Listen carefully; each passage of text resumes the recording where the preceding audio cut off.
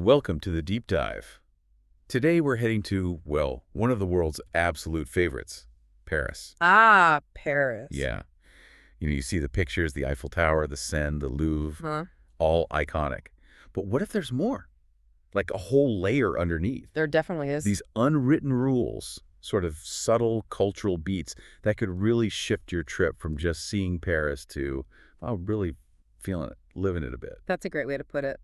So our guide for this is a piece from the Economic Times from March 8th, 2025. It's called 10 Unwritten Rules to Know for Your Paris Trip. Ah. Sounds like just what we need. Yeah, it looks really insightful. Okay, let's unpack this. It's so true. Understanding these nuances is, well, it's key, especially for a city like Paris. It has become more global, more cosmopolitan, definitely. More English spoken than maybe, years ago. Yeah. But it still really holds on to its unique way of life. And these aren't just tips like do this, don't do that. They're more like windows into how Parisians think, how they live. Right. Helping you avoid those awkward moments. Exactly. And actually connect. It's about the fabric of daily life, not just ticking off landmarks. Totally agree. And the first rule the article talks about seems so simple, but sounds like it's absolutely crucial. It's just bonjour. Oh, yes, bonjour. We all know it means hello, but what's the big deal? Why is it such a linchpin?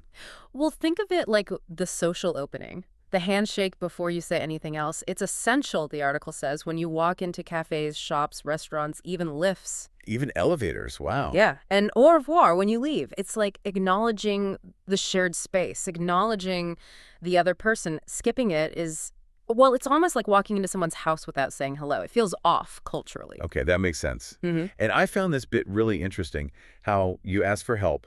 We might naturally say, excuse me, right? It seems polite. Mm-hmm. But the article suggests it's better to start with bonjour or bonsoir before you ask for directions or whatever. That feels like a small shift, but important. It is. It's about that initial respect. Bonjour establishes the connection first. Excusez-moi is more functional, like if you need to physically squeeze past someone. Okay. Starting with bonjour says, I see you, I respect this interaction, now may I ask. It's ingrained in the manners there. And this mix of tradition and modern life, it pops up with money too. Yeah, that's a powerful difference. So, okay, you're ready to say bonjour, but then there's the practical side, like paying for things. The article notes Paris is still a bit traditional here. Exactly. Contactless is common, sure, but the advice is carry some cash. Right. Why is that so important? Well, partly for small tips, always nice. But the big one is that lots of smaller places, bakeries, little cafes, newsagents, they often have a minimum spend for cards. Okay. So you want just one coffee or a croissant. And your card might not work for that small amount. Happens all the time. Having a few euros saves that awkward moment. It's practical, but maybe also reflects that local community business feel, Yeah, that tradition holding on. Good tip. Okay, so we've greeted people, we have our cash. Now, getting around. The metro is famous, efficient, but there's a catch. A very important one the article highlights. Know your metro exit, the sortie. Oh, I've definitely messed this up before. You come up the stairs and you're completely turned around. The article says stations are close, but exits can lead to totally different spots. Exactly. And the signage underground isn't always, let's say, perfectly clear about which exit puts you where on street level. So you could end up a block or two away, facing the wrong way. Feels like miles when you're trying to get somewhere specific. Totally. But there's a solution. The source says check Google Maps before you go down or while you're on the train. Yeah. Usually shows the exit number you need. That is such a game changer tip. Seriously. Saves so much confusion, especially with how dense Paris is. And thinking about getting around, it connects to bigger things, like how Paris is changing. How so? Well, the city's become much greener, hasn't it, under Mayor Hidalgo? Big push against cars, lots more bike lanes. The article mentions this transformation. Right. So cycling is a real option now. The Valib bike share scheme. The article says it's easier for visitors now with an app and website. Yeah, much more accessible. For just a few euros, you can grab a bike. Great way to see things. Good point. Though, crucially, the article reminds us helmets aren't provided. So something to keep in mind. Definitely. Bring your own if you want one. But the whole Valib thing, it really shows that commitment to being greener, more sustainable, and beyond bikes, don't forget the buses. The buses. Slower, maybe? Slower, yeah, but way more scenic. You pass landmarks right at street level. And here's a really important point the article makes. As of 2024, the entire bus network is accessible for people with reduced mobility. Wow, the whole network. The whole network, which is huge because for the metro, only line 14 is fully accessible. That's a big statement about inclusivity. That really is impressive. Okay, so we're moving around the city. What about how we sound moving around? The article mentions volume. Paris is noisy, right? Cafes, It sirens. is a bustling city for sure, but the point is conversations tend to be quieter. How does that work? Parisians are used to being close together, like at tiny bistro tables, so they naturally speak at a lower volume, the article suggests. So tourists might stand out if they're talking loudly. Pretty often, yeah. You might even get a polite request to lower your voice sometimes. It's not meant harshly, usually. It's just adjusting to the local frequency. Interesting. It's like a subtle way of sharing the space, even sonically. Exactly. It's urban etiquette. You don't have to whisper, the article says, but just being aware, maybe modulating a bit, helps you blend in and feel more comfortable, less like you're broadcasting. Got it. And speaking of blending in, or Mhm. maybe standing out, let's talk about cues, or the lack of them. Huh. Yes. Queuing etiquette. The article puts it diplomatically. Vastly different from places like the UK. So what does that mean in practice? On the bus or metro? Well, often there isn't that polite wait for everyone to get off first rule. It can be a bit of a scrum, a free-for-all, as the article says. Okay, good to know. And in shops? The queues can form, but maybe not in a neat line. They might just cluster.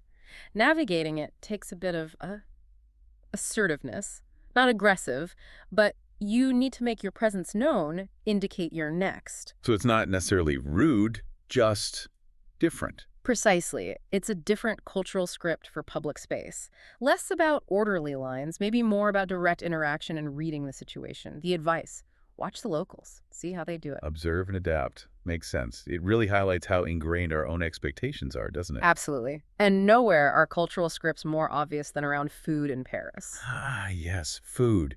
The article says it's more than just nourishment. It's central to life.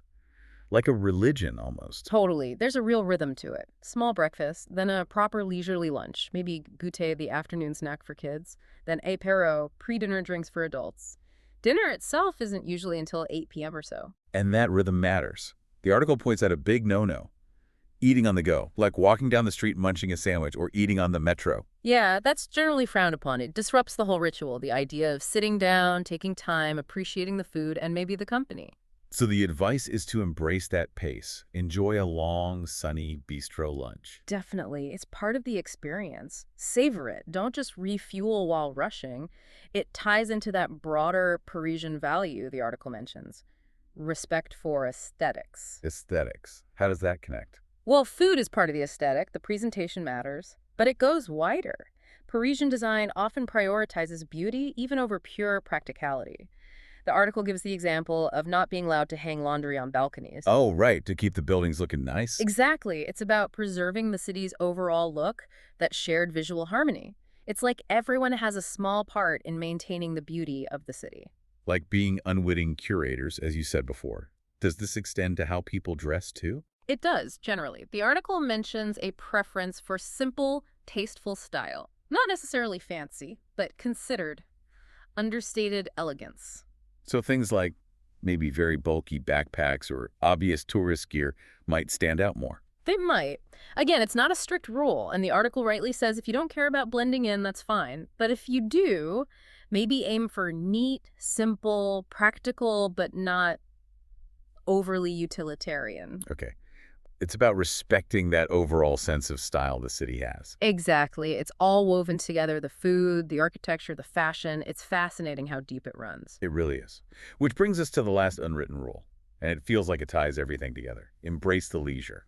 Yes. Despite stereotypes, Parisians work hard, the article notes. But they also really value their downtime. Leisure isn't an afterthought, it's essential. So it's not about being lazy, but about balance. A different philosophy. Absolutely. It's about being present, whether you're working or relaxing, enjoying the moment, valuing time for connection, reflection, just being. It's a core part of the quality of life they value. So for visitors, the advice is lean into that.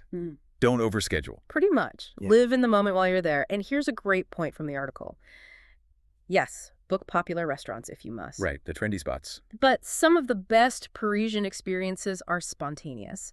Unexpected nights out, stumbling upon a great little place. Ah, so leave room for serendipity. Let the city guide you a bit. Exactly that. Don't just try to conquer a checklist. No.